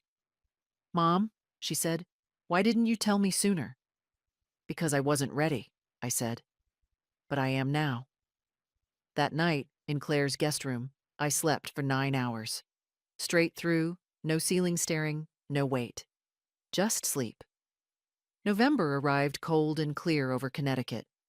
3 weeks after the papers were filed, Gregory Foss sent Helen a settlement proposal. Helen called me on a Tuesday evening to walk me through it. I sat at my father's roll-top desk with a notepad and listened. Richard was offering the following: the house on Birchwood Lane, free and clear, 50% of the joint retirement accounts, alimony for 5 years, a monthly figure that sounded, to someone who didn't know better, almost generous. In exchange, a clean break, no contested proceedings, a mutual non-disparagement clause, and, buried in the third-to-last paragraph, a complete waiver of any claim to separate property held by either party. I read that last provision twice. "He wants me to waive the trust," I said. "He's hoping you'll read the first 3 items, feel like you've won, and sign before you get to the last," Helen said. The house I had lived in for 19 years, half the retirement we'd built together. 5 years of alimony. These were not small things. And I want to be honest. For a moment, standing in my father's study, looking at his roll-top desk, I felt the pull of it. Not greed for the trust. Something older and more corrosive. The desire for it simply to be over. For the long, grinding machinery of a contested divorce to stop. For the house to be mine, and the garden to be mine, and the silence to be clean rather than strategic. But I knew what Richard was doing. He was counting on 20 years of learned smallness. He was offering me comfort in exchange for surrender. "What's the trust worth in the current market?" I asked. "With current returns, slightly over 3.2 million, Helen said. "What's the house worth?" "We had it assessed at 890. I set down the notepad. Helen, I said, please tell Mr. Foss that we appreciate the proposal, that we've reviewed it carefully, and that we're declining. There was a brief silence. I'll be honest with you, Peggy. He's going to increase the offer, probably substantially. Are you certain? I'm certain, I said. The counter-silence from Richard's camp lasted 4 days. Then Foss sent a revised proposal. The house, 60% of the retirement accounts, 8 years of alimony, increased, and the same waiver clause, now more elegantly worded but identical in substance. Helen and I declined again. I imagine this produced in Richard's household, wherever he was living now. He had moved out of Birchwood Lane the week after filing into what I understood was a service department in Glastonbury. A specific and unpleasant quality of evening conversation. Richard recalculating. Dana advising. Both of them probing for the place where I would give. Did they discuss me? I wondered. Did they analyze my stubbornness the way I had once, in my more compliant years, analyzed Richard's moods? Carefully, always looking for the angle that would produce harmony? I hoped so. I hoped they spent many evenings at it. Meanwhile, I went about the business of building a life. It was Claire who suggested I reconnect with a women's group she'd heard about through her church. A gathering of women, mostly in their 60s and 70s, who met Wednesday evenings at a community center in Farmington. Not a support group in the clinical sense, nothing so formalized. More like what women have always done, gathered in a room, made coffee, and told each other the truth. I went once, half convinced I would never return. I returned every Wednesday for the rest of the fall. Their names were Ruth, Diane, Connie, and Barbara. Ruth was a retired high school principal who had divorced at 61 after her husband's gambling addiction finally surfaced fully. Diane was widowed. Connie had never married and had strong opinions about most things, which I found deeply refreshing. Barbara was, I gradually understood, in the early stages of her own unraveling marriage, and was watching me the way I imagined I had once watched others, with a combination of horror and something close to hope. They didn't offer advice, mostly. They offered presence. They said, "You're not crazy. You're not overreacting. You're not too old for this to matter." I had not realized how much I had needed to hear that until I heard it. On a Wednesday in late November, Connie refilled my coffee and said, without preamble, "Do you think you'll win?" "I think," I said, "that he is already lost. He just doesn't know it yet." She looked at me for a moment. "Good," she said. Richard and Dana were watching from a distance now. Foss sending occasional procedural queries, each one testing slightly different pressure points. They were patient, in the way of people who believe time is on their side. They thought I would tire. They thought the legal fees, the emotional attrition, the sheer grinding weight of a contested proceeding would eventually bring me to a table with a pen in my hand. They did not understand that I had been building up to this my entire adult life. I drove home from Farmington on those Wednesday evenings through the bare, black-branched Connecticut countryside, and I thought about my father. A quiet man, a builder, a person who understood that the most important things take time. He had built his business over 5 decades. He had structured his estate over years. He had never, in my memory, acted in haste. I was his daughter. I was in no hurry. They came on a Saturday afternoon in early December. I was in the kitchen when I heard the car, not Richard's usual car, something smaller, probably a rental or Dana's, pull into the driveway. I looked through the window over the sink and saw them both get out. Richard in his good wool coat. Dana Holt in person for the first time. Tall, dark-haired, wearing a camel-colored coat that probably cost more than my first car.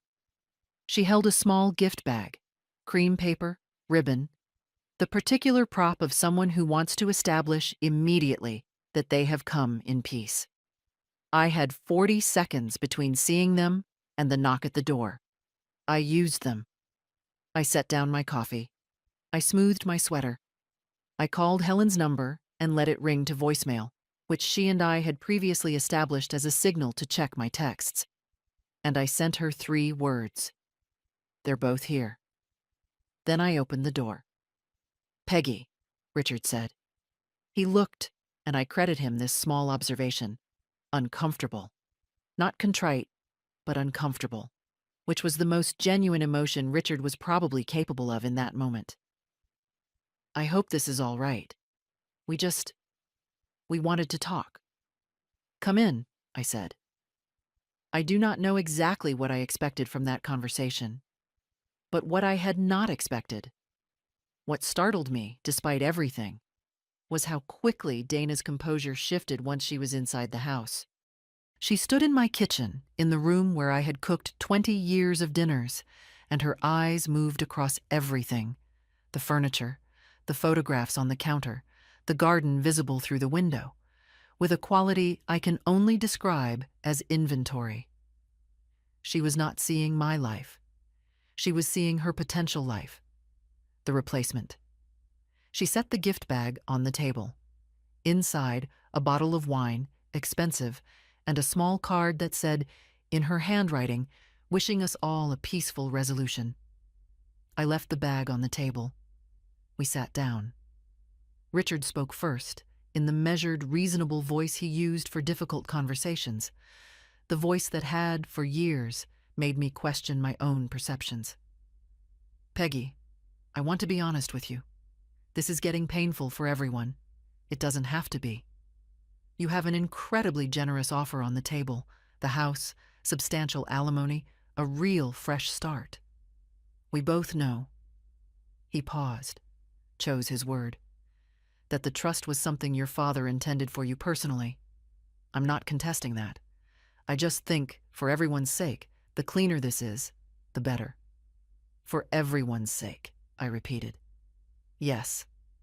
I looked at him. 20 years of a face I had known, now rearranged into its truest configuration.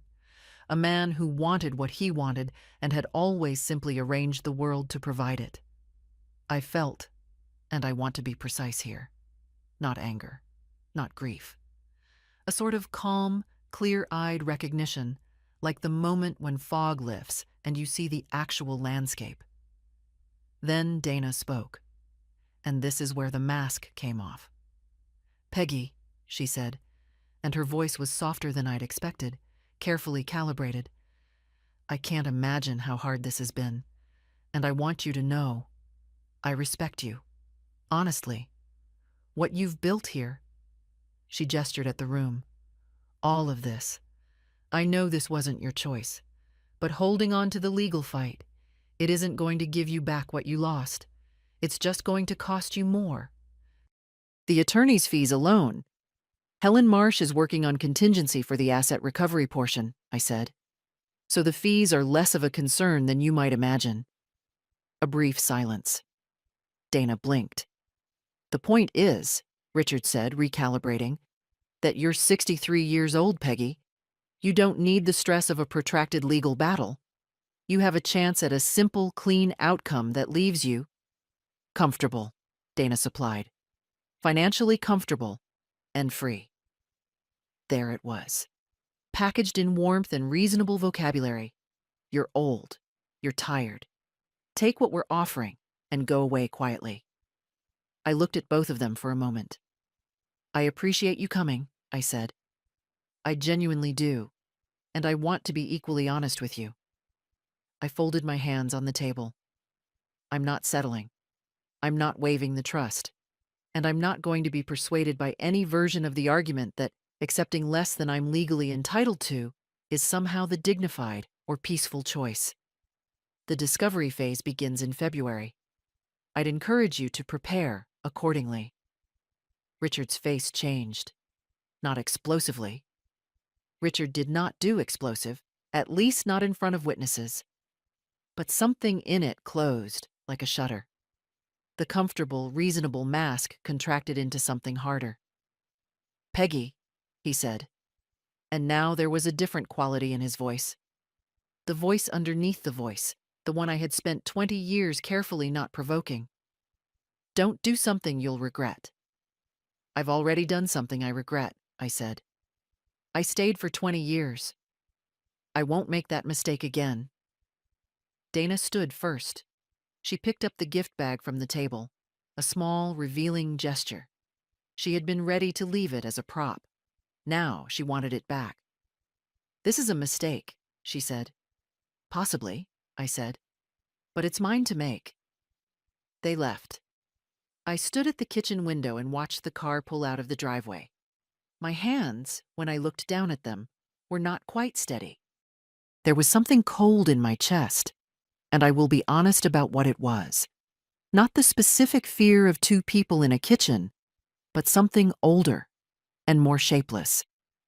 The fear of being wrong, of having gambled everything on a judgment that might yet prove flawed, of being 63 years old and possibly having miscalculated the only leverage I had. I breathed in. I breathed out. My phone rang. It was Helen. I got your text, she said. Tell me everything. I told her. When I finished, she was quiet for a moment. Him saying, "Don't do something you'll regret." Did you record that? Yes. Good, she said. That's going in the file. I poured myself a glass of water. The garden was gray and bare outside the window, all the roses cut back for winter, just the dark canes remaining. But the root structure was intact, underneath the frozen ground, waiting. They had come expecting to find a woman diminished by fear. What they found had not frightened me. It had clarified me. The hearing was scheduled for the second Thursday of March. Formal discovery had run through February with the grinding, paper-heavy efficiency of legal process. Helen and her team had spent weeks compiling the bank records from Richard's secondary account, $41,230 in undisclosed cash withdrawals over 3 years.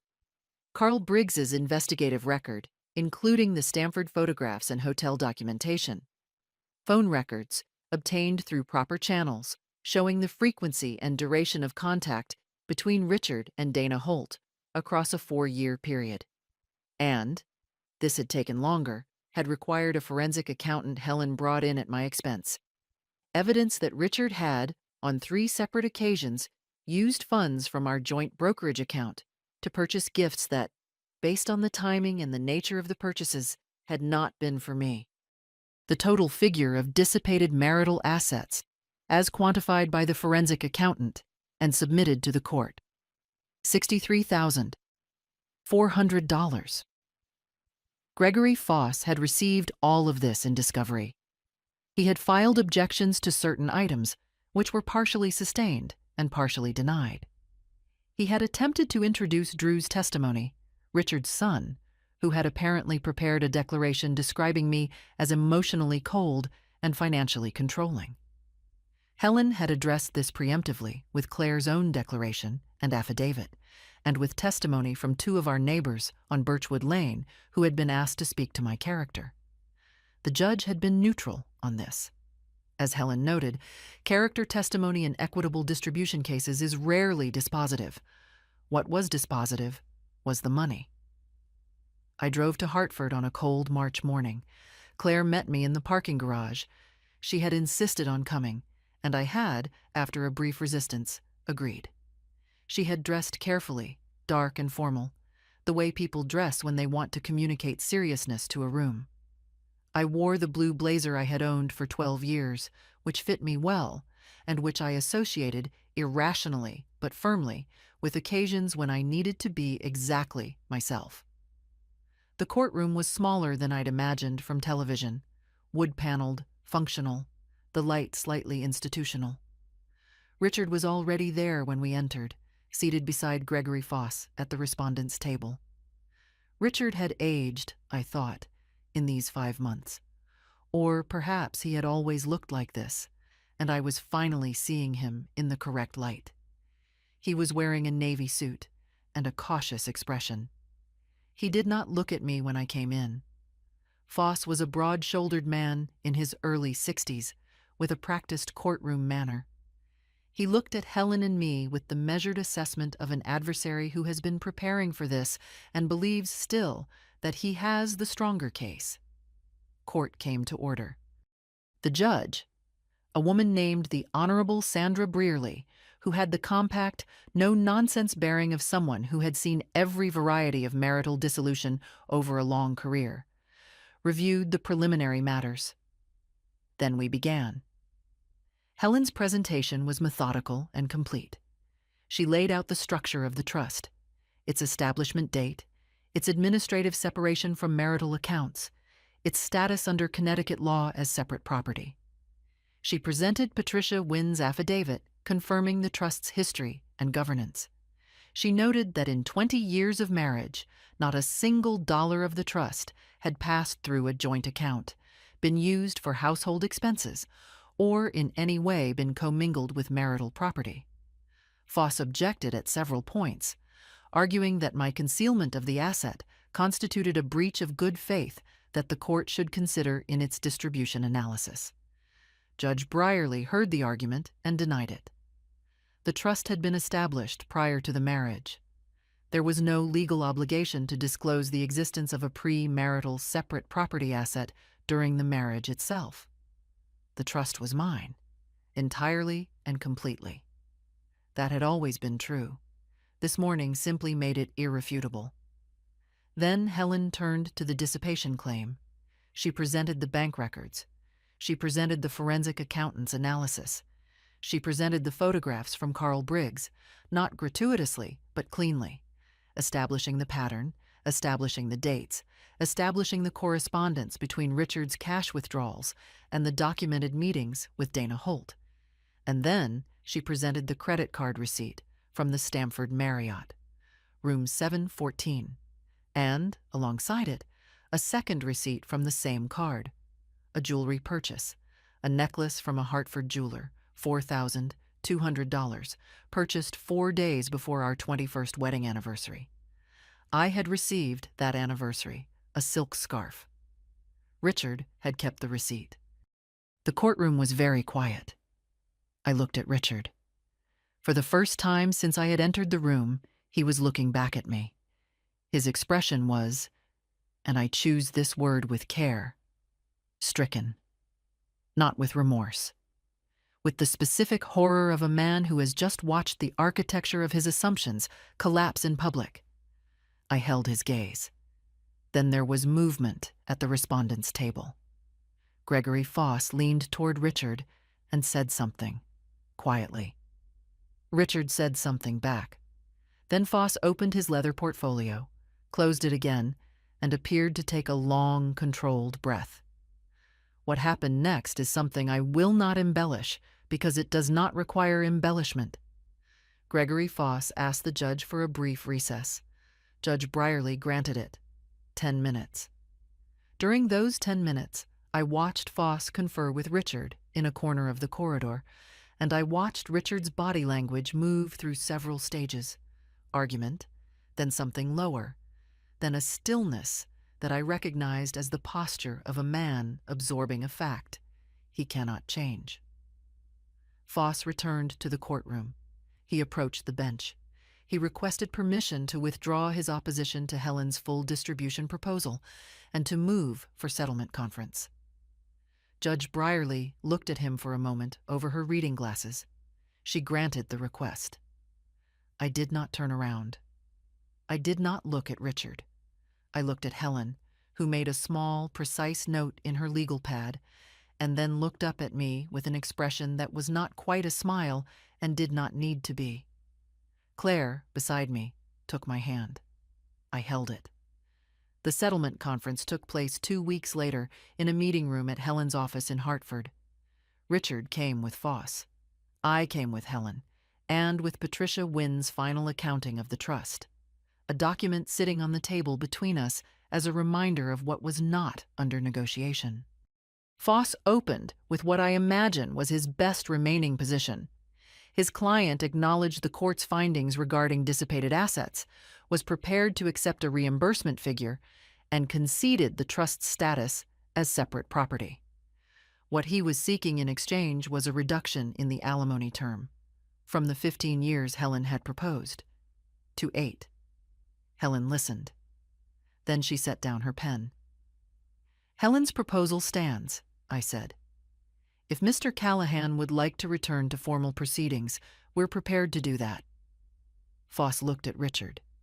Richard was looking at the table. I want to tell you what Richard looked like in that room.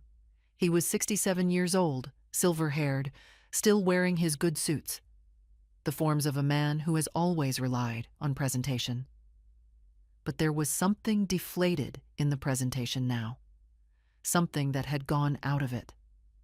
The charm requires an audience that doesn't know the mechanism. In that room, every person at the table knew the mechanism. It didn't work anymore. He did not look at me directly for most of the conference. When he did, once, briefly, I held his gaze until he looked away. We did not reduce the alimony term. The final agreement, reached after 4 hours with several recesses, was as follows. The house on Birchwood Lane. Mine. Free and clear. Richard had 30 days to retrieve his possessions, supervised by an agreed third party. 62% of the joint retirement accounts. Mine, based on the dissipation finding and the length of the marriage. 15 years of alimony at the proposed figure, significantly in excess of his original offer. The secondary account, $41,000 accumulated through undisclosed withdrawals, allocated to me in full given the dissipation finding. Richard had attempted to argue for a split. He did not prevail. The trust was not mentioned in the agreement. It did not need to be. It had never been marital property. It would remain what it had always been, my father's gift to his daughter, standing quietly in Hartford, entirely outside the wreckage of this marriage. Richard signed at 4:17 in the afternoon. I signed 3 minutes later. Helen and I walked out of the building into a gray March afternoon. At her car, she stopped and looked at me with the straightforward regard she had shown me from our first meeting. "You should know," she said, "that in 30 years of family law, I have had very few clients who did not flinch." I thought about what flinching would have cost me. The house, the alimony term, the retirement accounts, 22 years of compound interest on my father's carefully structured trust. "My father didn't raise someone who flinches," I said. She nodded once, got in her car. I sat in my own car for a moment before starting the engine. I thought about the roll-top desk in the study, the legal pad with its first careful list, Carl Briggs's photographs laid out on a coffee shop table, the roses in the garden, their root structures intact beneath the frozen ground. About a woman named Dana Holt, who had once written, "She has no idea. She never will." I started the car. I drove home. On Birchwood Lane, I parked in the driveway and walked up the front steps of the colonial house that was now entirely and legally mine. I went to the kitchen and put water on to boil. I sat down at the table, in my kitchen, in my house, and let myself, for the first time in 9 months, be still. My father had trusted me with something. I had kept it safe. Spring came early that year. By April, the roses were already pushing new canes from the root system I had worried about all winter. They had never needed my worry. They had been doing this without me, quietly, all along. I had the house repainted, a soft gray blue that Claire hated and that I loved, and that distinction pleased me enormously. I cleared the study and filled it with things I'd kept in boxes for years, including my grandmother's watercolor that Richard had always called amateur. I hung it above the desk. I looked at it every morning. Ruth introduced me to a widower named Frank, a literature professor, gentle and funny, with no interest in managing anyone's finances or opinions, the two qualities I had failed to prioritize in 1998. And Richard? Within a year, Dana had left his firm under circumstances involving a professional conduct complaint and eventually left the state. Richard retired, not entirely voluntarily. and moved into a condominium in Glastonbury. He had his golf.